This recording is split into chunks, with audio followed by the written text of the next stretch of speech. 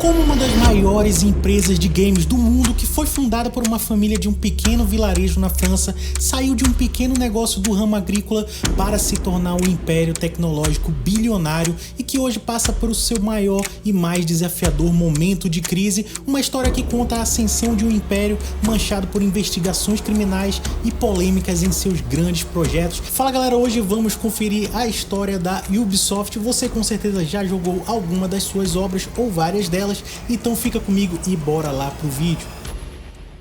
Das sociedades secretas de Assassin's Creed aos ambientes exóticos de Far Cry, são muitas as franquias e mundos criados pela Ubisoft. Apesar de nem sempre fora das polêmicas e problematizações acerca dos seus jogos, muitas vezes até com a qualidade desses sendo questionada, uma coisa não podemos negar: os jogos da Ubisoft são uma peça fundamental na história dos videogames, e se hoje a indústria dos games está do jeito que está, os seus jogos com certeza contribuíram para isso, quer você goste ou não. Então, caras, tá muito complicado. Quem para jogar com gráficos no talo em um mundo aberto cheio de coisas para fazer, não imagina que as origens da empresa por trás do jogo foram bem mais modestas que isso.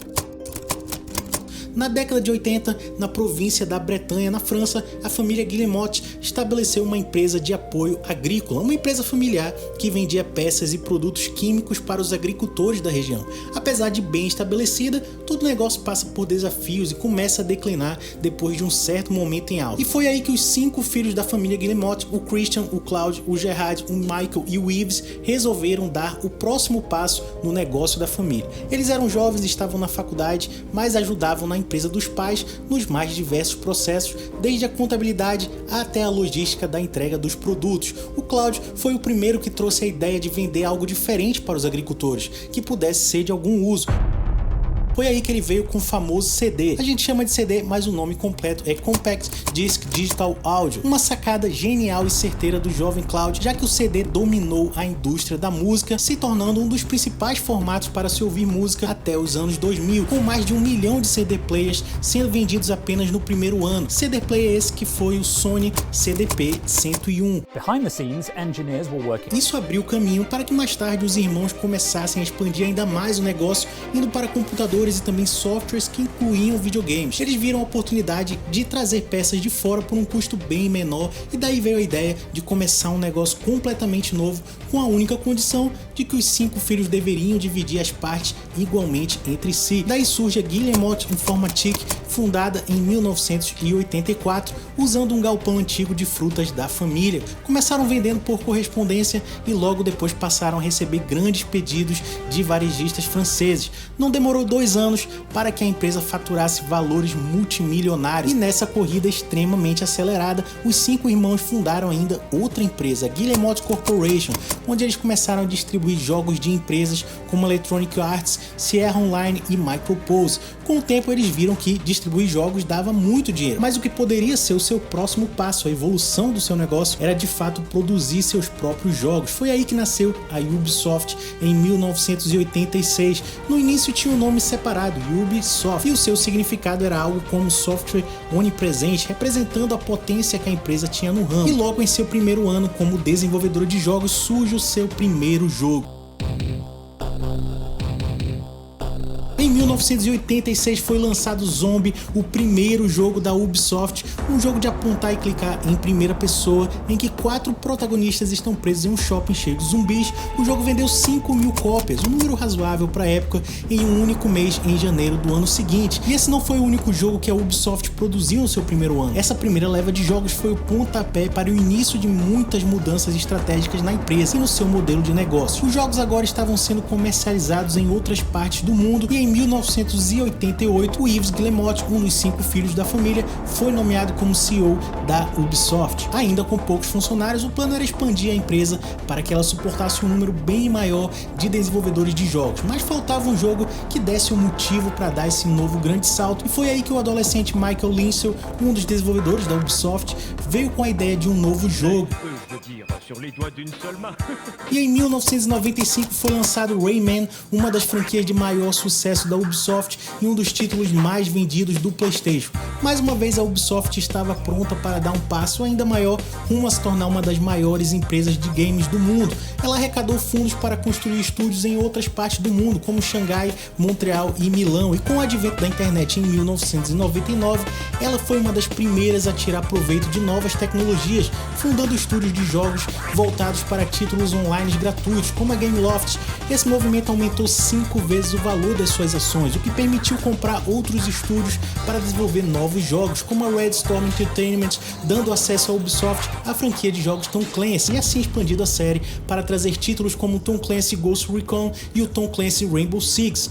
Já em 2002, trabalhou com a Microsoft para trazer uma resposta de peso ao Metal Gear da PlayStation, trazendo um jogo exclusivo para Xbox, o Tom Clancy Splinter Cell. Mas agora, mesmo com direitos de franquias de peso como Prince of Persia e o lançamento do clássico Prince of Persia The Sands of Time de 2003, a Ubisoft estava prestes a enfrentar o seu primeiro fracasso comercial com o jogo Beyond Good and Evil, do mesmo criador do Rayman alguns anos antes. Nessa parte da história entra um dos nomes mais importantes e polêmicos, presente em uma das fases aí mais sombrias da empresa que ainda estava por vir. O Serge Hascoët trabalhou ao lado de Ansel em Rayman e por volta de 2001 foi nomeado como diretor de conteúdo da empresa. A partir desse momento, todos os jogos publicados pela Ubisoft passavam por uma revisão através do seu departamento editorial. E pode guardar essa informação porque ela vai fazer toda a diferença no que ainda está por vir. Os próximos anos foram de expansão, a troca da logo e do nome da Ubisoft pela logo e pelo nome junto que conhecemos hoje. E esse período também foi marcado pela quase aquisição e compra de ações da Ubisoft por outras empresas, como foi o caso da EA e a empresa francesa Vivendi. Até esse momento, grandes franquias como Assassin's Creed já estavam conquistando milhões de jogadores pelo mundo, com a Ubisoft investindo cada vez mais na tecnologia de captura de movimento e consolidando suas operações e infraestrutura de jogos online, além de incluir jogos de terceirizadas como a EA e a Warner em sua Uplay Shop. O primeiro grande escândalo global envolvendo a Ubisoft foi em 2013, com a violação de 58 milhões de contas, resultando na exposição de nomes de usuário, endereços de e-mail e senhas criptografadas. A aquisição da Ubisoft foi interrompida pelo investimento de uma das maiores empresas de multimídia do mundo, a gigante Tencent, que adquiriu parte das suas ações. Nos anos seguintes, a Ubisoft se viu forçada a reformular sua estratégia, já que franquias como Assassin's Creed, Watch Dogs e Far Cry não estavam dando o retorno esperado para a empresa. Nesse período de 2018 a 2022, o clima começava a ficar estranho, com a própria Ubisoft tentando encontrar a resposta do porquê os seus jogos não estavam vendendo tão bem assim. Alguns artigos até culpavam a escala de mundo aberto dos jogos da Ubisoft, que não seriam mais compatíveis com o gosto dos jogadores, mas se preocupar com jogos se tornaria o menor dos seus problemas. Em 2020, o movimento Me Too ajudou a expor diversas acusações de má conduta no ambiente interno da Ubisoft. Esse movimento teve o apoio de vários artistas da indústria do cinema, como a Jennifer Lawrence, a Ashley Judd e a Gwyneth Paltrow, resultando até na prisão de diretores de cinema.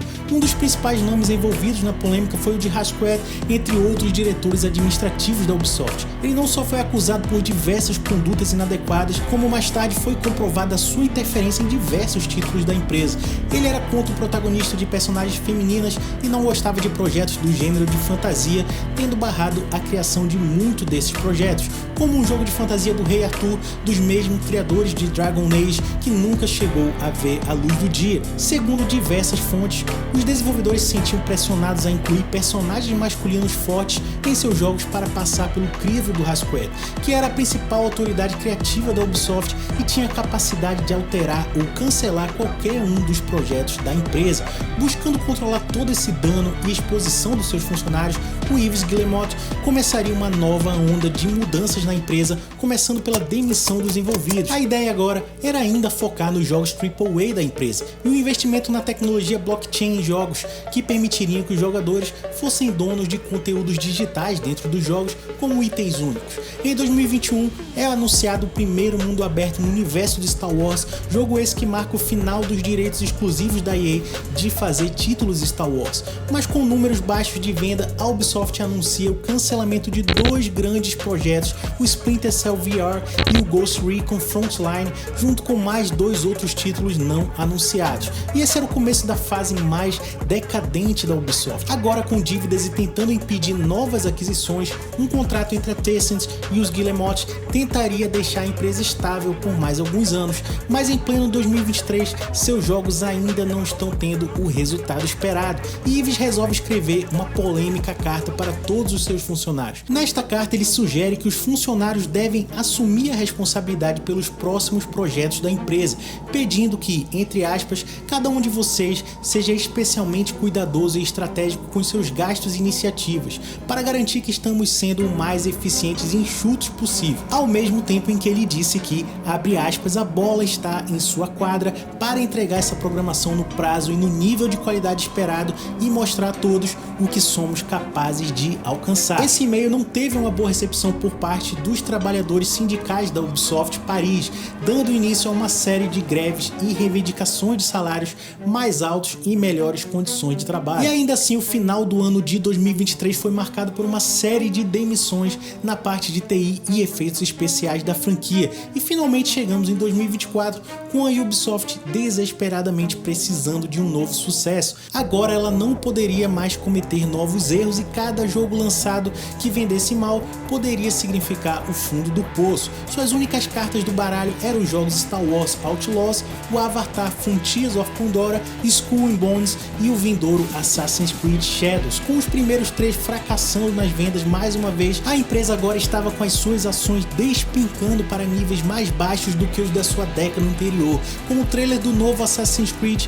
sendo marcado por mais uma grande polêmica e a sua rejeição iminente. A Ubisoft resolve adiar o jogo em um ato quase que desesperado, e ao mesmo tempo um dos seus parceiros, a AJ Investments, declarou que estava buscando que a empresa fosse comprada por uma empresa de capital privado que enfim expulsaria a família Guillemot e a Tencent da propriedade da empresa. O que vai ser da Ubisoft daqui para frente nós ainda não sabemos, talvez dependa do próximo lançamento, o Assassin's Creed Shadows. Qualquer observação vocês podem escrever aí nos comentários. Fiquem na paz, até daqui a pouco, falou!